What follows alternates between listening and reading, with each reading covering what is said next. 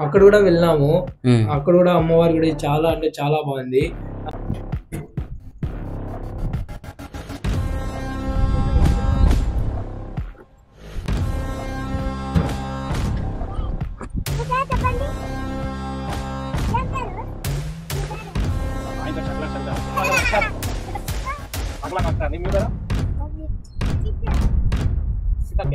Friends, ఇప్పుడు వచ్చేసరికి మనము పుట్ట అయితే వెలిసింది కదా, ఆ ఇంట్లోకి అయితే వచ్చేసినాము. ఇక్కడ చూడొచ్చు మీరు. ఈ పుట్ట యొక్క బ్యాక్గ్రౌండ్ ఒకసారి చెప్తారా ఏమన్నా?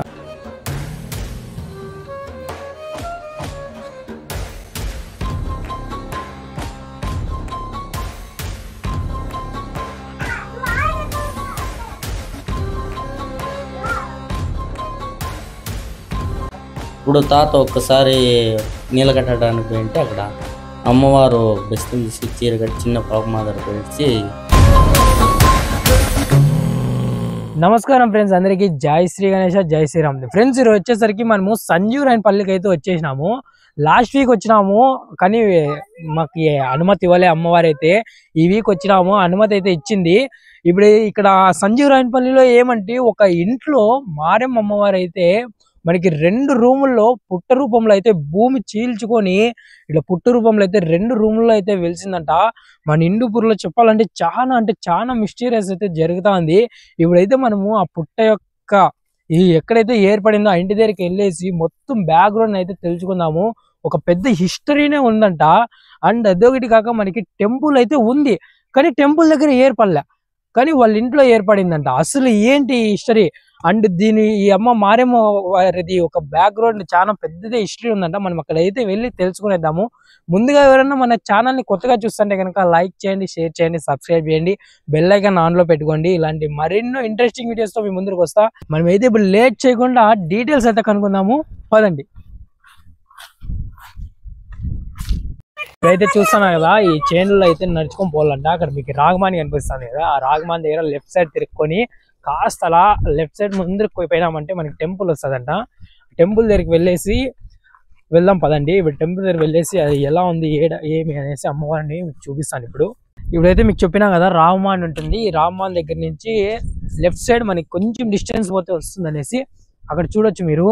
అమ్మవారికి అయితే షెడ్ వేసేసేసి పెట్టినారు. ఇప్పుడు మనం అక్కడ మారేమ్మ అమ్మవారు ఎలా ఉన్నారు అనేసి అయితే చూపిస్తాను పదండి. ఇది మొత్తం చూడొచ్చు మనకి. అమ్మవారు అయితే చేనుల మధ్యలో అయితే వెలిసినారు. అండ్ ఇంకో విషయం ఏమంటే, ఇక్కడ వెలిసిన మారేమ్మ అమ్మవారికి అయితే ఒక బ్యాక్గ్రౌండ్ స్టోరీ అయితే చాలానే ఉందంట. ఆ స్టోరీ ఏమి అనేసి ఫస్ట్ మీరు అమ్మవారిని చూడండి. అమ్మవారిని చూసిన తర్వాత మీకు ఇక్కడ ఈ స్టోరీ ఏమి అనేసి అయితే చెప్తాను. ఇక్కడైతే చూడొచ్చు అమ్మవారిని అయితే చూడొచ్చు మీరు ఎలా ఉంది అనేసి. ఇక్కడైతే మనకి నిత్యం కూడా శుక్రవారము అలాగే మంగళవారం అయితే పూజలు అయితే జరుపుతారంట. అండ్ మీకు ఇటు సైడ్ కూడా చూడొచ్చు, మనకి ఇక్కడైతే కోరికలు ఏమి కోరుకున్నా కానీ నెరవేరుతాయంట. అండ్ పిల్లలు ఏమైనా కాకుండా కానీ అమ్మవారికి మొక్కుబడి మాదిరి చెల్లి చేస్తే నెరవేరుతాయంట. ఇక్కడ చూడొచ్చు మనకి ఏదో కవర్లో కొట్టినారు. మనకి ఏమైనా తెలుసుకునే చెప్పాలా, మనకి ఏం తెలియదు కాబట్టి మీకు చూపిస్తాను ఇక్కడ ఎలా ఉంది అమ్మవారి చుట్టుపక్కలంతా అనేసి.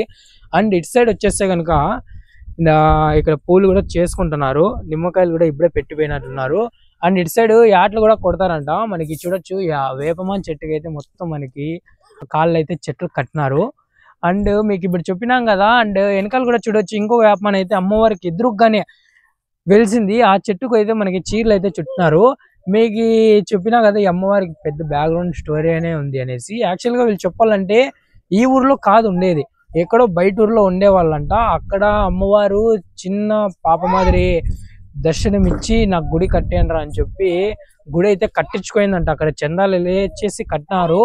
మళ్ళా ఇక వాళ్ళు అక్కడి నుంచి ఇక్కడికి వచ్చారు. ఎందుకు వచ్చారో మనకి తెలియదు, అన్న వాళ్ళతో అయితే కనుక్కుందాము. ఇక్కడికి వచ్చిన తర్వాత అమ్మవారు అయితే వాళ్ళని వదలకుండా ఇక్కడికి వచ్చేసి వాళ్ళ ఇంట్లో 2 రూముల్లో అయితే పుట్ట రూపంలో మొత్తం ఏర్పడేసింది ఇంట్లో. అండ్ అమ్మవారు కూడా ఇక్కడ ఉన్నారు. ఇక్కడ వచ్చేసరికి మనకి ప్రతి దసరాకి కూడా జాతర అయితే జరుపుతారంట. వీలైతే మనం దసరా అప్పుడు కూడా వచ్చి ఒకసారి ఇక్కడ జాతర ఎలా జరుపుతారు అనేది మీ ముందుకు చూపించేస్తాను. ఇప్పుడు మనమైతే లేట్ చేయకుండా వాళ్ళ ఇంట్లో పుట్ట వెలిసింది కదా, అక్కడికైతే వెళ్ళిపోదాము. వెళ్ళి అక్కడ ఈ పుట్ట యొక్క హిస్టరీ అండ్ అమ్మవారి యొక్క హిస్టరీ, ఇప్పుడు మీకు చెప్పిన హిస్టరీ ఏమనేసి వాళ్ళ దగ్గర కనుక్కుందాము. ఇప్పుడు వెళ్ళేసి ఆ పుట్ట యొక్క బ్యాక్గ్రౌండ్ అయితే తెలుసుకుందాం పదండి. ఫ్రెండ్స్, ఇప్పుడైతే మీరు అక్కడ గుడి దగ్గర అమ్మవారి గుడిని అంతా మీకు చూపించాం కదా, ఇప్పుడు వచ్చేసరికి పుట్ట అయితే ఇక్కడ మీరు బ్యాక్గ్రౌండ్ లో చూస్తున్నారు కదా, ఈ ఇంట్లోనే అనమాట వెలిసిండేది. ఇంకా ఈ అడ్రస్ విషయానికి వస్తే కనుక ఈ ఇల్లు వచ్చేసరికి మనకి సంజీవ్ రాయన్ పల్లిలో ఉందంట. అంటే ఇది కొంచెం పొలాల మధ్యలో ఉంది. సో కర్ణాటకకి ఆంధ్రాకి బార్డర్ మాదిరి ఇల్లు అయితే ఉంటుంది. ఇటు సైడ్ వెళ్తే మనకి తుమ్కూరు అండ్ మదిగిరి వెళ్ళే రోడ్డు అంటే ఇది. అండ్ ఇటు సైడ్ మన రెగ్యులర్ అనమాట, మన హిందూపూర్ వెళ్ళే రోడ్డు. ఇప్పుడు మనము లోపలికి వెళ్ళేసి అయితే చూద్దాము. అసలు ఒకే ఇంట్లోనే 2 పుట్టలు అంట. అంటే ఒక్కొక్క రూమ్లో 2 రూముల్లో ఉన్నాయంట పుట్టలు. లోపలికి వెళ్ళేసి మనము చూద్దాము. మీకు ఒకవేళ ఇంకా కన్ఫ్యూజన్గా ఉంటే కనుక, ఈ అడ్రస్ ఏమి అని తెలియకుంటే కనుక, మీకు డిస్క్రిప్షన్లో నేను లైవ్ లొకేషన్ కూడా పెడతాను. లైవ్ లొకేషన్ వేసుకొని సీదా మీరు రావాలంటే, పూజలు చేసుకోవాలంటే కనుక ఇంటి దగ్గరికి అయితే వచ్చేసేయండి. ఇప్పుడైతే మీరు చూస్తే కనుక మనకి ఇటు సైడ్ ఒక ఇల్లు, అటు సైడ్ ఒక ఇల్లు ఉంది. మొత్తం ఇక్కడ వాతావరణం కూడా సూపర్ అంటే సూపర్ ఉంది. అంతా వాళ్ళు ఆవుల్ని అంతా పెంచుకొని చాలా అంటే చాలా బాగుంది. ఇప్పుడు మనమైతే ఇక్కడ చూస్తున్నాం కదా, ఆ ఇంట్లోనే అనమాట పుట్ట అయితే ఉండేది. మనం ఇప్పుడు లోపలికి వెళ్ళేసి అయితే చూసేద్దాం పదండి.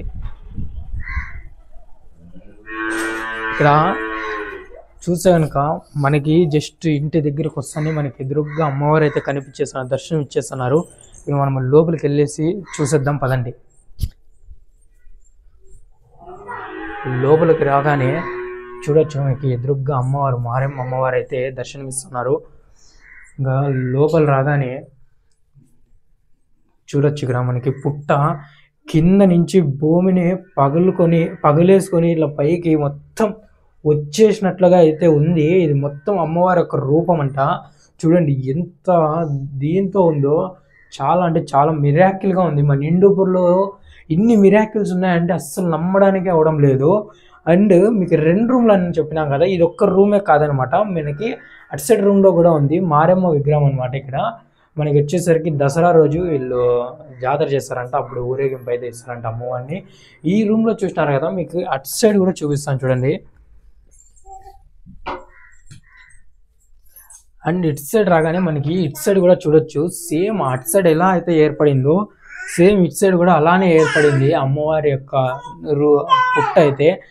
మొత్తానికి అయితే ఇక్కడ చూసినారు కదా ఇలా ఉంది.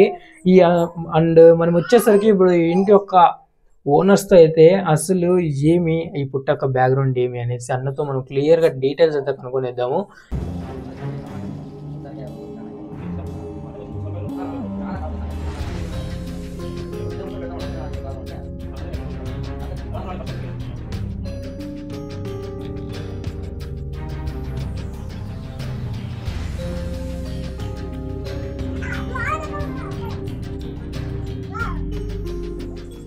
ఫ్రెండ్స్, ఇప్పుడు వచ్చేసరికి మనము పుట్ట అయితే వెలిసింది కదా, ఆ ఇంట్లోకి అయితే వచ్చేసినాము. ఇక్కడ చూడొచ్చు మీరు, కింద స్టార్ట్ అయ్యేసి మనకి పైన టాప్ వరకు అయితే ఉంది. ఇక్కడైతే అమ్మవారు అయితే పుట్ట. ఇప్పుడు అన్నతో అయితే ఒకసారి కనుక్కుందాము. అన్న నమస్తే. అన్న నమస్తే అన్న, మీ పేరు? నవీన్. అన్న, అసలు ఈ పుట్ట వెలిసి ఎన్ని సంవత్సరాలు అవుతుంది?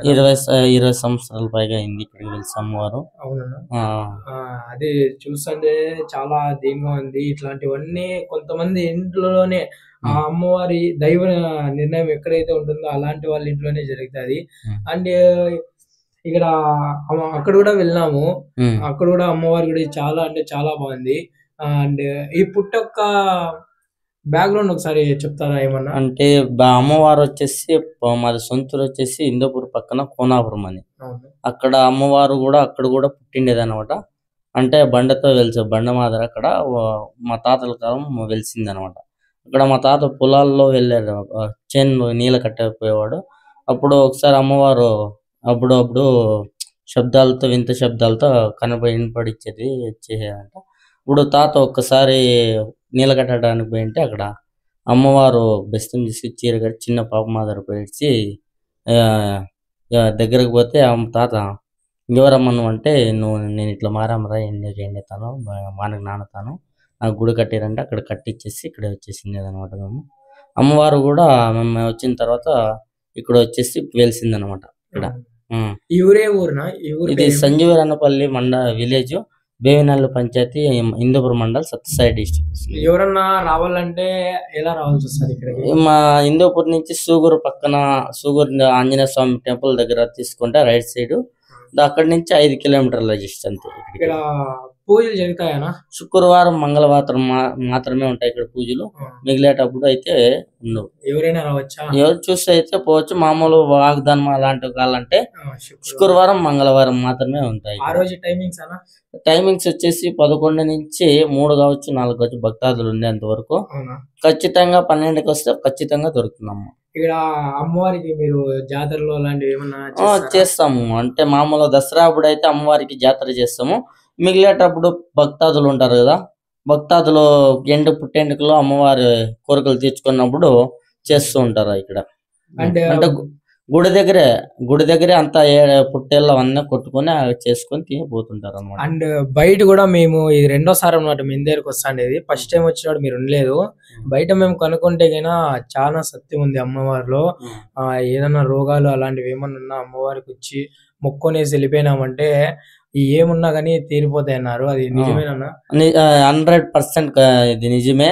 ఎందుకంటే చాలా మందికి చాలా మేలైన పూజ చేసే వాళ్ళకి దేవుని సత్యం పూజారికి తెలియదు అంటారు కదా, అట్లా చాలా మంది వచ్చిన తర్వాత 100% వాళ్ళకి మంచి జరుగుతుంది అనమాట ఇక్కడికి. ఫ్రెండ్స్, ఇంకొక విషయం ఏమంటే ఇప్పుడు మీరు ఇక్కడ చూసి ఇదేదో లేరా 15 years 20 years నుంచి ఉంది అంటున్నారు కదా, వీళ్ళు ఏమన్నా మెల్లిగా ఖాళీ టైంలో పెడతాన్నారు అని అనుకోవచ్చు. అస్సలు అయితే ఇక్కడైతే అలాంటిది లేనే లేదు. నేను బయట నుంచి చూడంగానే నాకు ఏదో లోపలికి రాగానే అమ్మవారిని ఇప్పుడు కూడా ఇక్కడే పక్కలోనే మనకి అంటే ఊరేగింపు తీసే విగ్రహం కూడా ఉందన్నమాట. చూస్తానే నాకు గూస్ బంప్స్ వచ్చేస్తున్నాయి, సీరియస్ గా చెప్తున్నాను. అండ్ ఈ ఇంట్లో ఇక్కడ ఒక్కటే కాదనమాట, అటు సైడ్ ఇంకొక రూమ్ ఉంది. ఆ రూమ్ లో కూడా అమ్మవారు వెలిచినారంట అన్న, అక్కడ కూడా వెళ్ళి చూసామన్నా.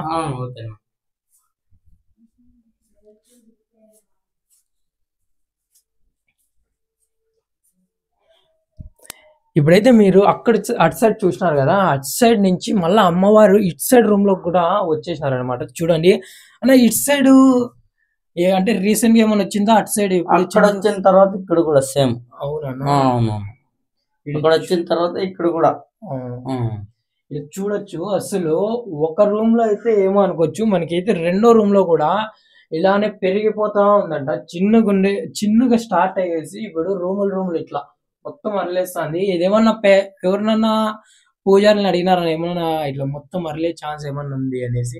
ఎవరినైతే అడగలే. అమ్మ ఒళ్ళ పైన వస్తుంది కదా, చెప్పిన తర్వాత కూడా మేము పూజ కూడా చేసుకుంటున్నది అమ్మవారికి. మాకైతే చాలా మంచిది జరిగింది. అమ్మవారు వచ్చిన తర్వాత మేము కూడా ప్రతిరోజు దేవుని పెట్టుకుని వెలిగించుకొని అమ్మవారిని తెలుసుకుని మా పనులు మేము చేసుకుంటాం. ఫ్రెండ్స్, మొత్తానికి అయితే ఇక్కడ అమ్మవారి యొక్క పుట్టి ఇన్ఫర్మేషన్ అయితే ఇది. ప్రతి మంగళవారం అండ్ శుక్రవారం అయితే అమ్మవారు ఒళ్ళోకి వచ్చి వాగ్దానాలు అయితే ఇస్తారంట.